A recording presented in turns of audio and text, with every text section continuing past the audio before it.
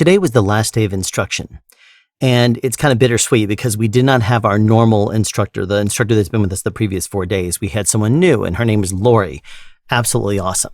I tell you, she is one of these people who, in order to help her learn, she diagrammed out parts under the engine. She diagrammed things out as part of the vehicle inspection, and then she shared those notes with us. Completely invaluable. She took all of our email addresses, sent us all individual emails with all of her notes, all of the different documents she had created, links to things online, and I tell you, it was just completely awesome.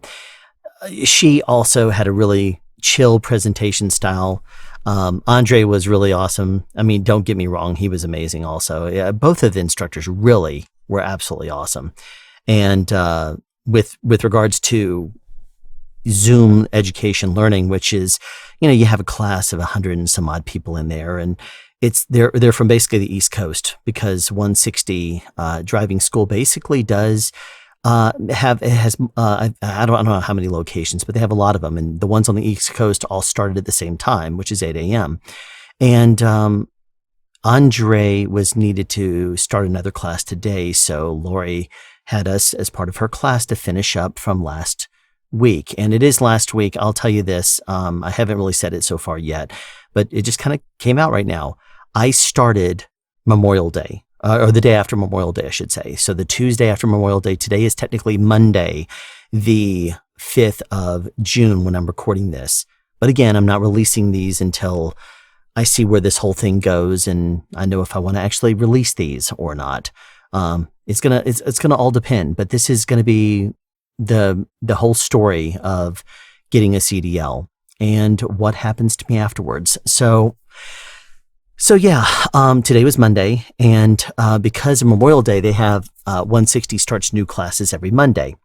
And so Andre had to start his next class today, and Lori was basically finishing up last week. So they kind of tag team and kind of joined forces today for, to kind of clean up last week with Lori, and then Andre started the next group today. But I had a great experience with Andre. So I actually, during our morning break at 10 a.m., I jumped out of our stream and jumped into his to catch him at the tail end of his break to just write him a direct contact saying how much I appreciated him, because he was really awesome. And, it really does make you feel blessed when you have good instructors that are passionate about what they're doing, and they really do care about you, and they really want you to be successful. And I do believe that both Andre and Lori are of that opinion. I do believe that they want to, and I don't think that it's because they get some sort of, pay bonus if people pass the, test or something like that. I don't think that's it at all. I think they just hired legitly good, experienced people that care about what they're doing and what they're teaching. So it was just really a good experience overall. And I say it's bittersweet because today was our last day of the Zoom classes. So tomorrow is when the fun begins. So we're going to be going to the yard tomorrow. I have no idea what to expect. I just know that at 8 a.m., I'm showing up at the main 160 office because I have to take a drug test. And then once we do that, they'll basically say, pass, it'll pass in my case. I don't smoke, drink, do drugs. I don't do any of that stuff. I'm too boring, truth be known, and never have, never will. So I'll go there, I'll ace that test, the one that I don't have to study for. And, then I will basically go to the yard. And I think they said that, I think my branch manager, Reggie, said that, we'll have until like 10. The class should start officially at 10. So I'll go there, take the drug test and stuff, or maybe they'll just send me across the street to the urgent care again. I don't know what the story is there. But what I do know is that, I'm going to be prepared to go out to the yard this week. I have in the past enjoyed, and just been, talking about the whole truck driving thing. One of the reasons why my wife actually suggested it initially, because I've always been kind of a natural when it comes down to the big box trucks, the big 26-foot box trucks and stuff like that, which, the U-Hauls and stuff, they just kind of made sense to me, getting behind the wheel and starting to drive, understanding that there was going to be a longer, a wider turn that you're going to have to take because the front wheels off track from the rear wheels and stuff. Now, I'm not claiming to be an expert by any means. I'm not saying that as soon as I step behind the seat of a big wheel, the big rig, and it's just going to naturally work. I'm not saying that at all. No, sir. No, ma'am. It's going to be a different creature altogether. Now, I've also driven vehicles before, like pickup trucks, small trucks, that have had a trailer in tow, like a 8x10 or a 6x8, whatever it was, on the back. And I know that's nothing the same either, but even backing those up, it just naturally seemed to make sense that you kind of have to kick out one side in order to get it to go a certain direction. And I've not really understood the science behind it or anything, but I've been looking at a lot of tutorials online to try to help me at least understand the process before I get there. So I've been doing a lot of research, but it is cool because I'm very excited about getting out there, going to finally start to learn the inspections, and what is necessary for that. We've watched a few videos about that. We've talked about it.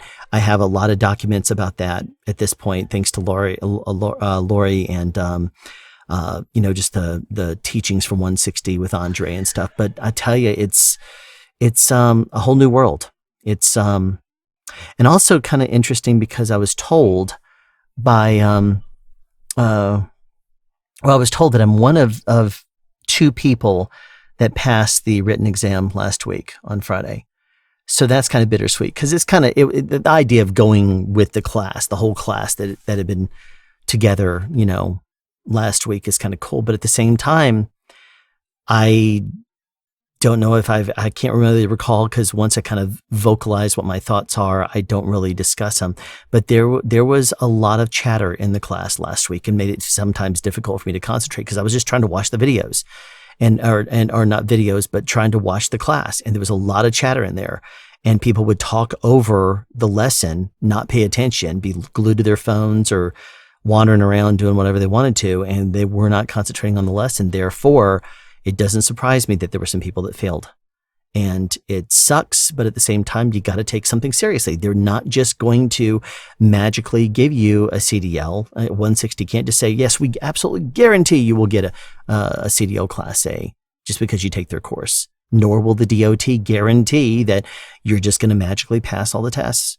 So it's one of those things where to me, it would have been nice if everybody would go together, but at the same time, I really can't stress enough that this was a serious thing. You have to take it seriously. None of it's going to be given. You have to study. And I did. I studied to the point where my eyes were cross-eyed practically. Thursday night last week, I went and got my test done on Friday night, and I reported about that in the last log. And I changed out my contact lenses because my eyes were so dry from just staring at the screen. And then the next day, after sleeping without my contact lenses in and putting in fresh contacts, my eyes got completely dry. And so I arrived over half an hour early before they even opened. And so I went next door to the Walmart and bought some eye drops. And they're for dry eyes too. But I tell you, my eyes were already so dry from just doing this number and looking and reading and stuff like that, my eyes were actually still dry quite a bit. And I had to use the eye drops in my eyes and then do this and kind of clear it out and do this, a few times before I was able to feel confident in what I was reading on the exam. My eyes tested at 2020 or 2015 and 2020. So, perfectly fine with the contact lenses. But still, I was so excited and nervous and stuff when I went to do it. My eyes were dry. So plain and simple. But, one thing that I have learned so far from hearing the instructors, from hearing things, is that in the past few years, if you look at some of the old school movies, Smokey and the Bandit, Maximum Overdrive, things like that, it used to be that truckers were considered kind of gruff and rough and things could be all dirty with their trucks. And that's almost like a status symbol and whatever. And, but at least that's the way it was portrayed in movies. But especially in the past recent years, it's totally changed. It's more of as it was explained today, at least. And I'm looking forward to seeing this because in my former industry, or the industry that I will probably eventually return to once it becomes more stable, Um, it is very much a brotherhood / sisterhood. And I like that. I like being able to just have someone that if you're willing to actually do the work, if you're willing to listen, someone's willing to help you. And that to me means a lot. I like that approach. I like being able to, now granted, I'm still very much a white belt in this whole truck driving thing, CDL thing. I don't think I've earned a yellow belt yet. I mean, you're not gonna, I mean, I might have just earned my uniform and the white belt. And therefore normally what we say in martial arts, and I do have a martial arts background, is that if you're going to teach martial arts, you got to be a black belt. I mean, you can help and instruct and lead in certain things like forms and correct things, or spar and show people how to tweak a kick or something like that. But it's got to be led by a black belt, someone that's in charge of the education. And that's very much the way I feel, is that if you drop the ego, you really just, and that was something Reggie said, is that if you come into it with an ego, you're probably not going to learn as much as you would think you are. But that's the thing, man. I have. There's no question in my mind that I don't know what I don't know. And the more I do start to learn, and as soon as I start to feel like, okay, I think I'm starting to get this, I take a quiz and I'm like, oh crap, I got a 16 out of 20. And then I'm like, what is, I don't even know this term. And then it's like, wait a minute, I thought that was this other thing. And then it's like, geez. So anyway, you're actually watching this, which might mean that you are in the trucking community. And if so, I really appreciate you watching this. This is a very interesting process for me. It's nothing I've ever done before. I've never thought about it before. I would love nothing more than for the trucking thing to just magically make sense. And realistically, I don't think it's that case. That's the case. It may be that I come into it with a completely open hands, please, take my hands and lead me and direct me and show me what I need to know and how I need to do it. Because to me, that's the willingness is there, and so I'm wanting to get as much as I can out of this course, and I think it's going to be really good. I think that this school is a good fit for me. I when I first thought about it and started doing some research, it's just something about 160 stood out to me, and I really hope they don't blow my expectations in the yard. I don't think they're going to.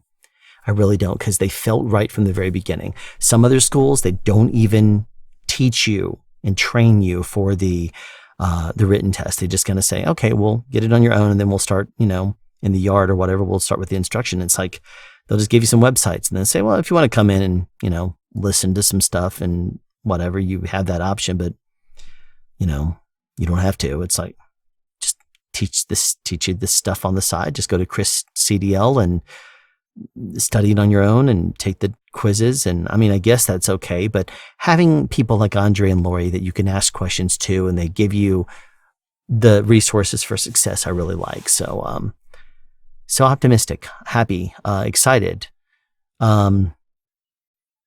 I've already, passed the deal. I talked to my branch manager today, and he said, you're good to go.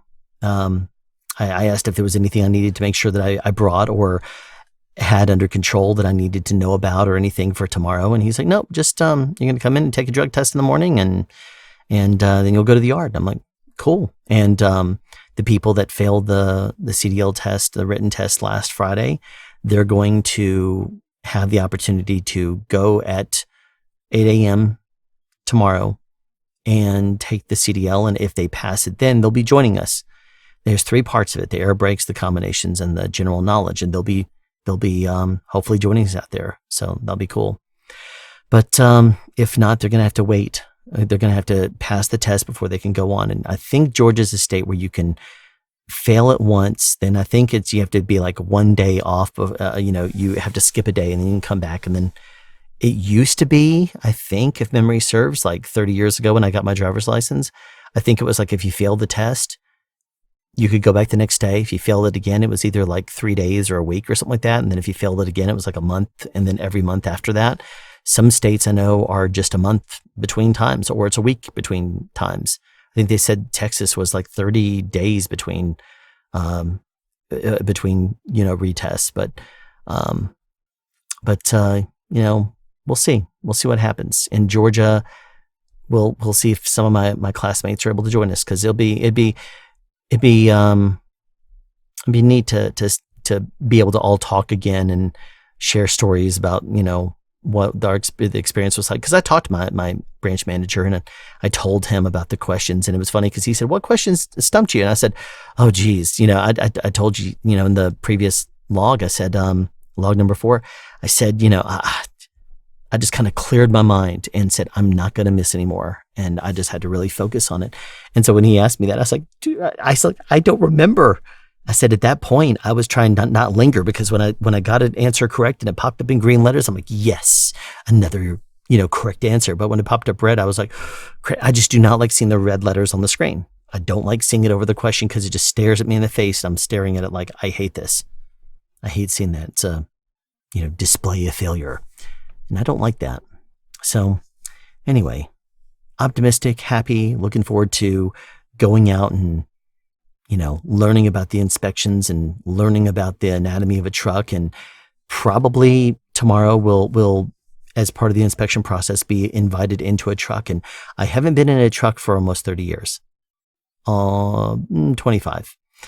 I think I told you the story, but basically I wasn't paying attention, stalled my car out of gas on the side of the interstate. And the rest area, which they've now closed because you don't need a rest area anymore when you're not very far out of Atlanta. They've closed all those down. It used to be that Metro Atlanta area was not as big as it is now. Now it's like Metro Atlanta goes 50 miles out and around the city. So it's a lot bigger than it used to be when it was only like 15 miles. But they closed the rest area, but it was about a mile away. And I learned today that one of the reasons why I got about 200 feet, running at 1 a.m. when we stalled, left my girlfriend in the car because she was nervous about walking out there. And I said, okay, well, I'm going to run down to the rest area, call AAA, and because I had a card at the time from AAA. And I said, I'll go back, and then after I call them and tell them where I'm going to be, I'll run back and I'll see you, I'll be back at the car before they arrive. And I got like 200 feet in front of the car, and a semi-tractor trailer pulled over, and he was Hispanic. He didn't speak very good English, but he said, you want to ride? And I said, sure. I jumped up there, and I remember being a little nervous, but he did not seem creepy. He didn't seem like he was a bad person. Normally you just have a gut feeling, kind of like I felt, good about the 160 course. That gut feeling, I had no red flags. I still, when I got up there, I made sure the door was unlocked, and I had my hand on the door unlock button the whole entire time. And he was just like, you want to go down to, it was the Swanee exit. It was the first, of civilization there in Atlanta, below the Mall of Georgia exit, what it was where I stalled. But there was a rest area about a mile down. And I said, no, just go there, because I knew I was going to have to turn around and run back, and I didn't want to go all the way to the Swanee exit. And he's like, he just kind of was surprised. I said, yeah, just, here, I'll telephone. I'll use the payphone. He's like, okay. And he pulled over and dropped me off, and I was very grateful. But I found out today that used to be something that sometimes even companies had a policy that if you had a motorist in need, you would yield, you would offer assistance. So if someone's car was smoking, being that truck drivers usually have like a fire extinguisher and stuff, they could jump out and help before things got out of hand. Or if they could help secure a crash site or something like that until the authorities arrived or something like that, that was something that used to do a lot more. And now it's one of those things of the past. It's not as much anymore.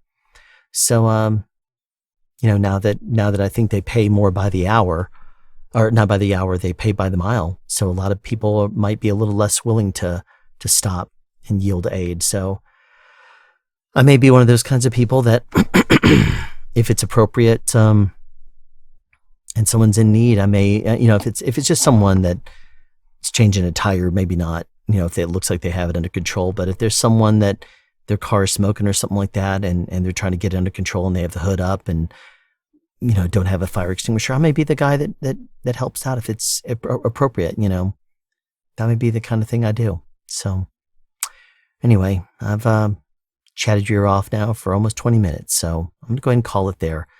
I do appreciate you watching these though. And if you have anything you want to comment, by all means, comment. I'll probably respond unless this channel somehow grows really big, which I can't imagine it ever doing. It's just a story of a guy who is getting a CDL as of right now, and he's a quarter of the way through the program, which seems so crazy. It seems so crazy. I feel like I haven't even, touched a truck yet. All has been is book smart education, whatever. So it's wild. It's going to be an interesting process. And I know that you have that you can, in 1 minute from now, you can click the link and see the next video log of what's to me tomorrow. But, to me right now, sitting here, it's a very interesting process. I'm not nervous. They're doing a good job of keeping me kind of leveled and focused, and part of that might just be me liking, the whole process and being open to it. But we'll see what happens. So confidence is high, as they say in the movie War Games.